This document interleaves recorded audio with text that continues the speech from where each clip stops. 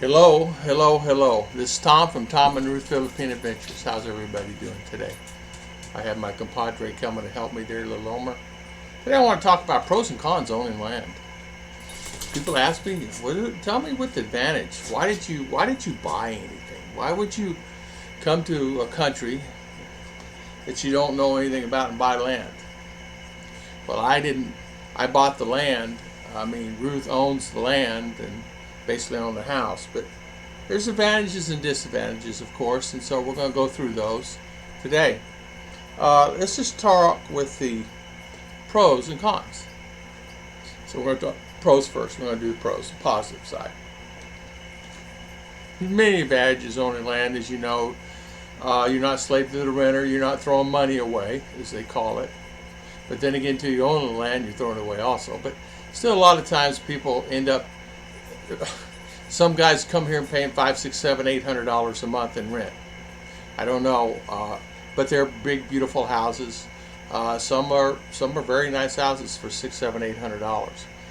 And the quality there is there. It's the same as USA, Western standards. I mean, bathroom, 3-bedroom houses, lanais, things like that. They're very nice and beautiful. But to pay $600, $700, $800, you just have to be prepared that that money is wherever it's gone. But the good thing about pros, if something happened to you, say for instance you had to go in the hospital and you got hurt, a pro would be you can actually put a loan on the land.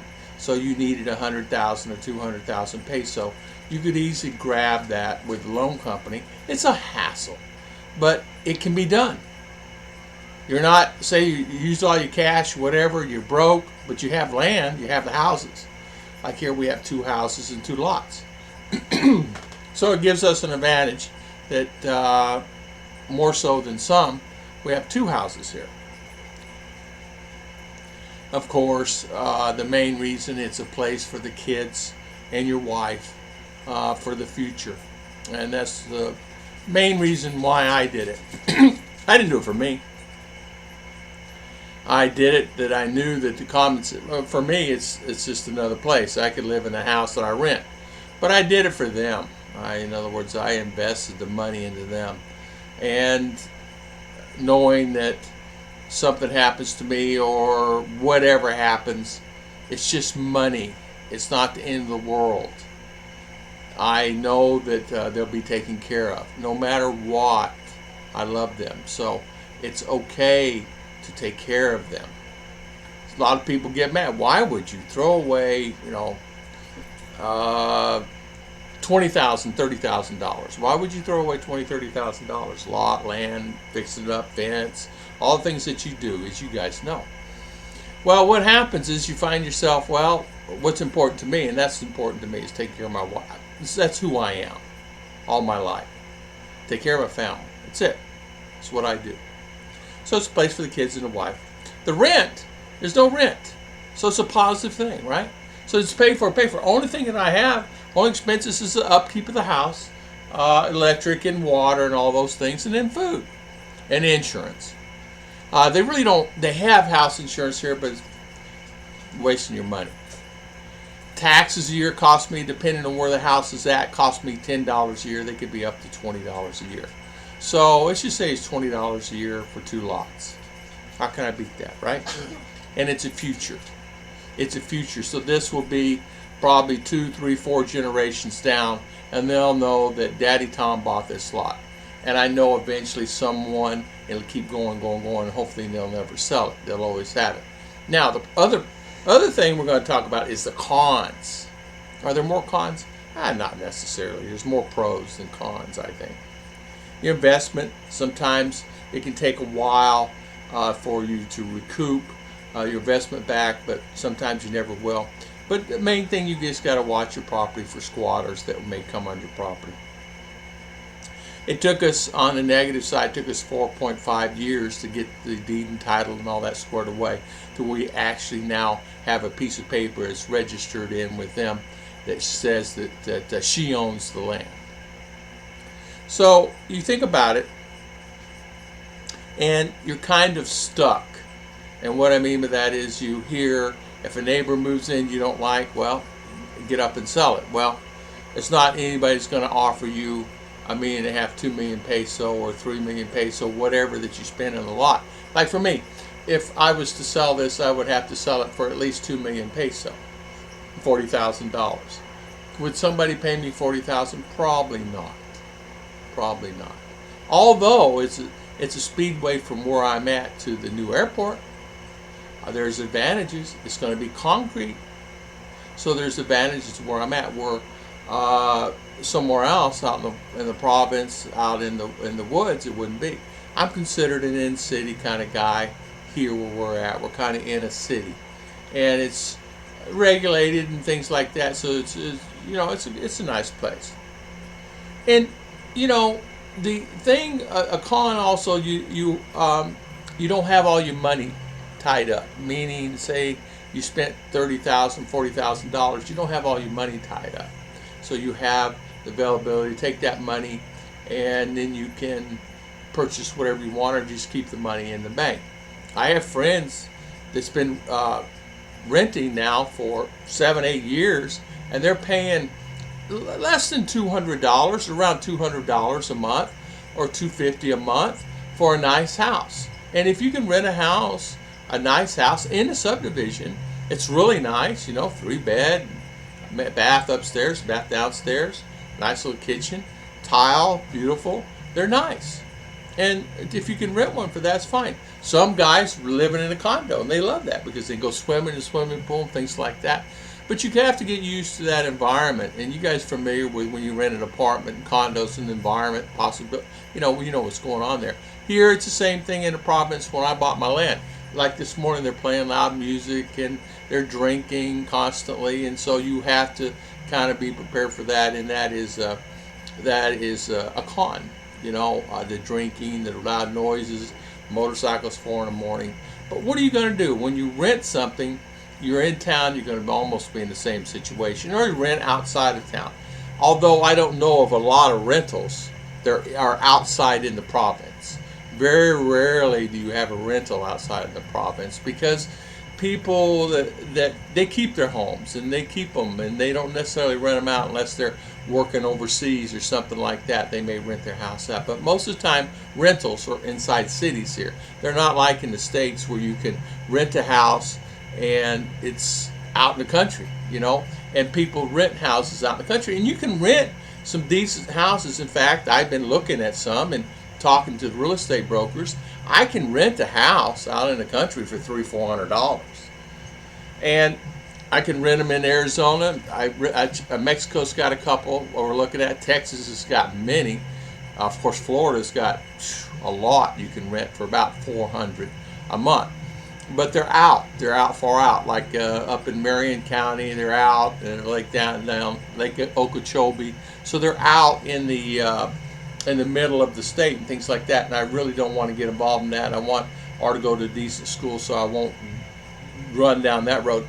But there are many great places you can do that with in Texas, or $400, $500, $600 a month. Even in here, they're beautiful homes and things like that for that money. You have to really make a decision whether or not you want to drop your money here, and say, for instance, if it's important to you to own something for your wife in future, like it was for me, for my wife and daughter. I put a lot of thought into it, and I said, should I really devote and drop the money in here and put it in a country that I'm not sure that it's going to be stable enough for me to even do it? Am I just wasting my money? And that was a fear of mine. That was a big fear. Am I wasting and throwing money into a deep hole that I'll never get any money back? And so I prayed about it, and I thought about it, and I realized, I said, okay, I'll do it, and I'll do it for them. And it was a good decision. It still is a good decision for me today. I've not had to pay any money other than upkeep, and so basically I lived here for free for 7 years. So say, for instance, you're paying $200 a month, and you've been here and you're paying $200 in rent in town or wherever you're at, and you got a place, whatever it is, or even if it's $150, but say you're spending $200 a month at 12 months, it's $2,400 times 7 years or 8 years or 9 years. Let's just say 7 years. That's 15 grand that you spent just in rent, not counting electric and all the other things you've done. Where I've actually been here 7 years, and all I've had to pay is electric. And so, you have to really warrant that way. In fact, Ruth and I looked at this one time. We're spending, and I'm actually saving money by owning the property because I'm not rental. I don't have to worry about climbing stairs, or I'm on the second or third floor somewhere, or say for instance I just rented a nice house. And any house is going to cost you anywhere from $150 to $200 to $250, maybe $300 a month, no matter where you live. And even if you pay $250 or $300 a month, it's just say 15,000 peso a month. You take $300 a month at 12 months. Well, that's $3,600 a year. You're here 10 years. That's $36,000. Well, wouldn't you have been better to buy a piece of property for your wife and son and daughter, and taking that $36,000 and put it into land, and which you could buy probably for one half that and built a house on it for one half that and saved the money. So there's really a lot of thought needs to go on it before you decide how long you plan on staying here. Are you going to be a snowbird like Ruth and I? You're going to go here, work a little bit, come back, take time off, whatever time, go back, and that would at least you have your place to land here. If you land here and you get rid of your apartment, you got to find another apartment to come to. But at least when we go there, we have a landing site. We can land here. So you have to really think about it in detail. And I think a lot of guys really don't think about it. They sell everything they have, including me, rose-colored glasses. They sell everything they have and said, okay, I'm out of here. I'm done with this place. The morale, the attitude, everything, that was me. Oh, it's horrible. Dumped it all, moved here. 2 years into it, I said, okay, let's start planning for you to go back to the States and work in 2018, 3 years later. So, okay, that's no worries. And so with it, then COVID hit. So it put a niche and all that stuff. So then that put us behind. But we were planning on going back and forth anyway. But I wanted a place to land for my wife and daughter and I. So when we come here, I can just plop right back in the house and I don't have to worry about it. We have family enough that can sustain it and watch it and take care of it and nurture it and make sure nobody squats on it. If I have to, I'll have somebody live in a blessing house. It's one of the reasons why I built that house. So someone can stay there and we can actually leave and lock this place up, and then they can stay at that house because it's fully sustainable there. It has everything someone would need, and it's got a nice balcony. You sit up and have a cup of coffee and eat dinner and whatever you want to do there. So there's a lot of advantages to that. You really have to do a lot of thought. I don't sit and I think about something, I just go do it. I think about it in detail, and then I plan and plan, like putting a French drain here, building the land up, getting this expandable house. If things come to worst, I can pack this thing up and I can move it and put it somewhere, and I still have my house. I can set it up the same. It's like I'm just on a different piece of land. So it's about thinking right. Same thing on the solar. That solar right here is on a two-wheeler. So if I need to move solar, no worries. Just grab the panels off the roof, unplug them here, grab them off the roof, take them. This is all on wheels. Pick it up, transport it, put it back down, plug it back in, you're ready to rock and roll. So I thought about everything in detail. Sometimes I did forget about a few things, but really in detail. It's not like I just woke up one day. Remember, I was thinking about coming here about 5 years prior to landing my feet here on the ground, so I had a lot of time to think, and I was watching back in the day Rike, great vlogger, Mike Kaysen, great vlogger, and Bud Brown, great vlogger. I was watching these guys all along and talked to a friend of mine, Don Harrington, and he was the guy who led a lot of those guys down to Duma and started a group. And many of the guys been here 20, 30, 40 years was from him. Like Alton.